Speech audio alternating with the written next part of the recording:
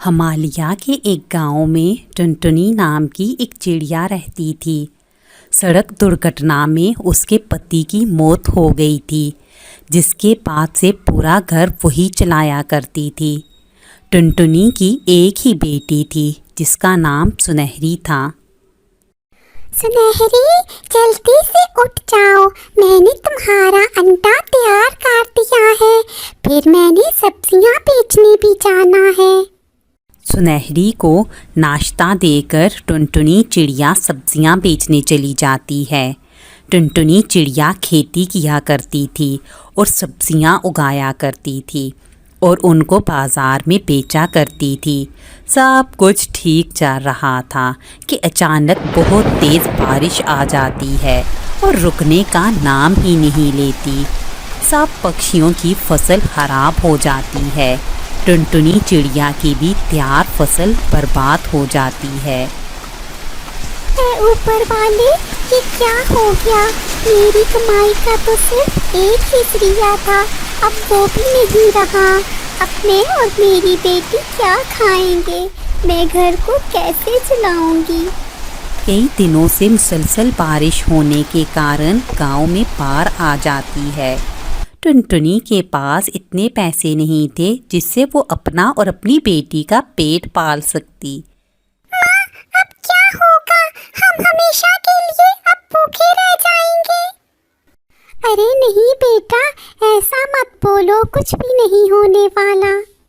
टुनटुनी और सुनहरी दोनों सोच ही रहे होते हैं कि वो क्या करें कि इतने में टुनटुनी चिड़िया का पड़ोसी कालू कौवा वहाँ पर एक टिफ़िन लेकर आ जाता है। टुनटुनी, ये लो, ये तुम खुद भी खा लो और सुनहरी को भी दे दो। टुनटुनी चिड़िया कालू कौवे की मदद लेने से हिचकिचा रही होती है कि इतने में कालू कौवा फिर से कहता है, देखो टुनटुनी, मुश्किल वक्त में पड़ोसी ही अपने पड़ोसी के काम आता है। मुझे पता है कि तुम दोनों ने कल से कुछ नहीं खाया, इसलिए ये खाना तुम दोनों के लिए लेकर आया हूँ। फिर कालू कौवा वो टिफ़िन वहाँ पर छोड़कर खुद अपने घर को चला जाता है। अगले दिन बारिश रुक जाती है, लेकिन बाहर का पानी खेत में भरा हुआ था। इतनी जल्दी कौन सा नया काम शुरू करूं? कुछ समझ में नहीं आ रहा, किससे मदद के लिए कहूं?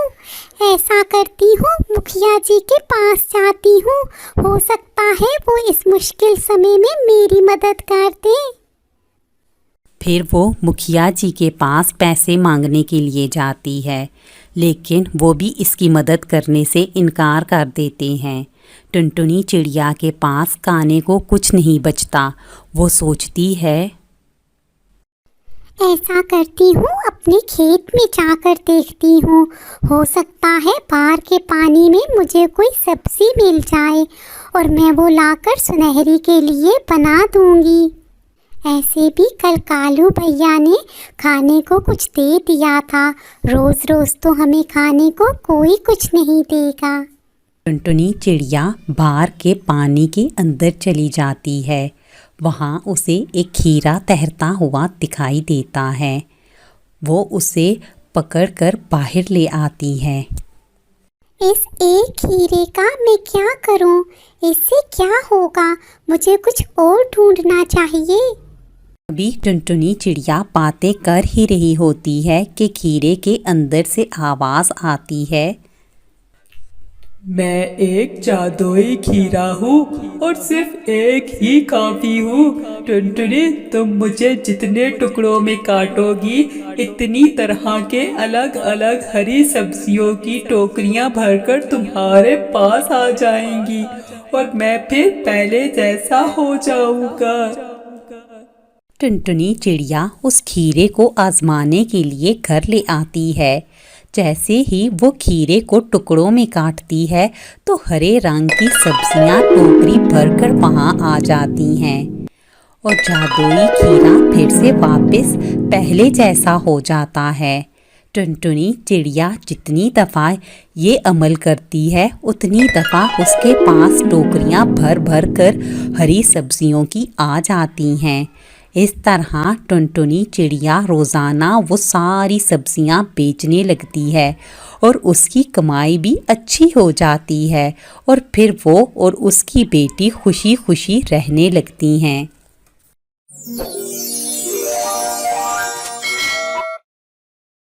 सुंदरपुर नगर में टुनटुनी चिड़िया अपने पति कालू किसान के साथ रहती थी। उनकी एक ही बेटी थी जिसका नाम सुनहरी था। कालू कौवा अपने खेतों में केले उगाकर बेचा करता था। कई सालों बाद कालू किसान की फसल बहुत अच्छी हुई थी। सुबह सुबह जब कालू किसान अपने खेत जाने लगता है तो टुनटुनी चिड़िया उससे कहती है, सुनिए जी, इस दफा तो हमारे केले की फसल बहुत अच्छी हुई है। इस फसल को बेचकर हमें जो पैसे मिलेंगे उनसे हम अपना पक्का घर बनाएंगे और अपने बच्चों को अच्छे स्कूल में एडमिशन दिलवाएंगे। इस बार हमारे सारे सपने पूरे हो जाएंगे। हाँ टुनटुनी, तुम ठीक कहती हो। इस बार तो हमारी फसल बहुत अच्छी हुई है और किसी पक्षी की फसल इतनी अच्छी नहीं हुई, इसलिए हमें खूब फायदा होगा। ऐसे भी मैं थोड़ी ही देर में फसल बेचने के लिए शहर जाने वाला हूँ। अगर तुम्हें कुछ चाहिए तो अभी बता दो। नहीं जी, मुझे कुछ भी नहीं चाहिए। अच्छा किया जो आपने बता दिया। मैं भी बस घर का काम खत्म करके खेतों में रखवाली के लिए चली जाती हूँ। हाँ भगवान, जल्दी करना, मैं बस थोड़ी ही देर में शहर के लिए निकल जाऊंगा। फिर थोड़ी ही देर में कालू कौवा अपने केले की फसल लेकर शहर बेचने चला जाता है। शहर की मंडी में कई पक्षी अपने केले की फसल लेकर लाइन में बेचने के लिए खड़े होते हैं। कालू किसान ये देखकर हैरान हो जाता है। शहर की मंडी में केले की कीमत बहुत कम मिल रही थी। अब मैं क्या करूं? इस मंडी में तो केले की कीमत बहुत कम है।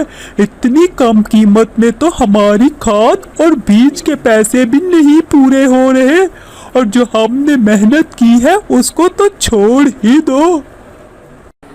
फिर कालू किसान अपने केले बेचे बिना ही घर वापस आ जाता है।